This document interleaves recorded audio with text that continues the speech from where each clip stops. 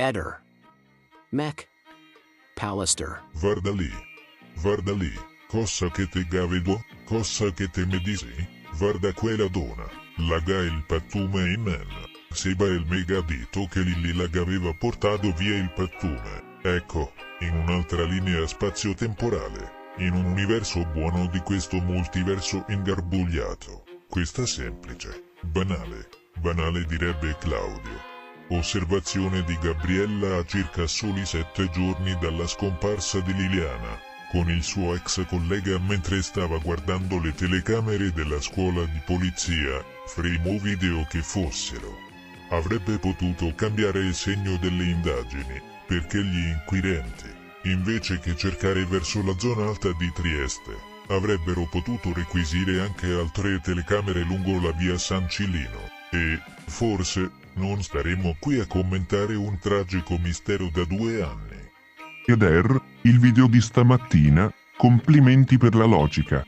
Mi sembra di aver detto qualcosa di simile più o meno 2 anni or sono.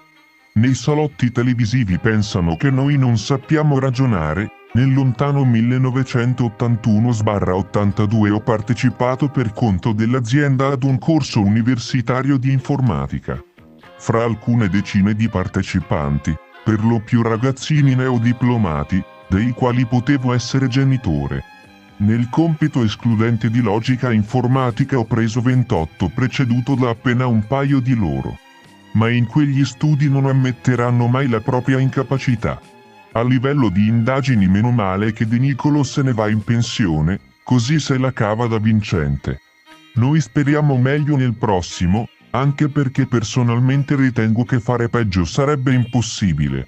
Un aspetto fondamentale del mistero è costituito dall'orario delle telecamere. Il GPS, perché non è il contapassi, il GPS dell'applicazione di Gabriella non può sbagliare ed è perfettamente allineato con l'orario delle telecamere. Quindi né 5 minuti né 7 minuti di scarto. Ma c'è un altro elemento presente nelle carte che si sta ignorando chissà perché. La macchina di Claudio Sterpin transita in via Damiano Chiesa quello stesso giorno e anche il GPS della macchina di Claudio Sterpin è perfettamente allineato con l'orario delle telecamere di via Damiano Chiesa, che quindi non può essere messo in discussione. Perché c'è qualcuno che ci tiene a spostare tanto quell'orario?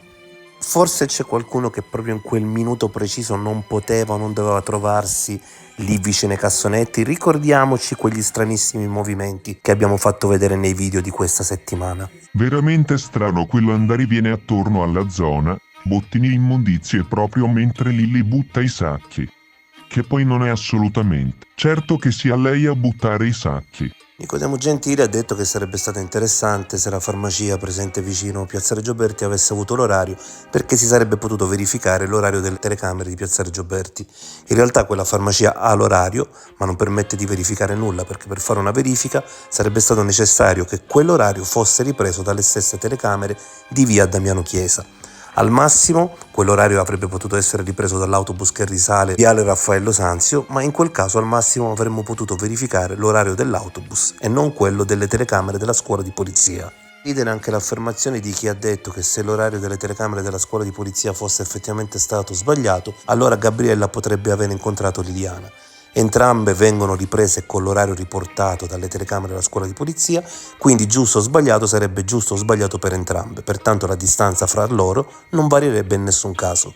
E poi i soliti misteri che riguardano Gabriella. Si dice anche che lei non possa aver visionato le telecamere della scuola di polizia perché la persona che era in possesso delle password non era lì presente quel giorno. Ehi, non dimenticare di iscriverti a questo canale.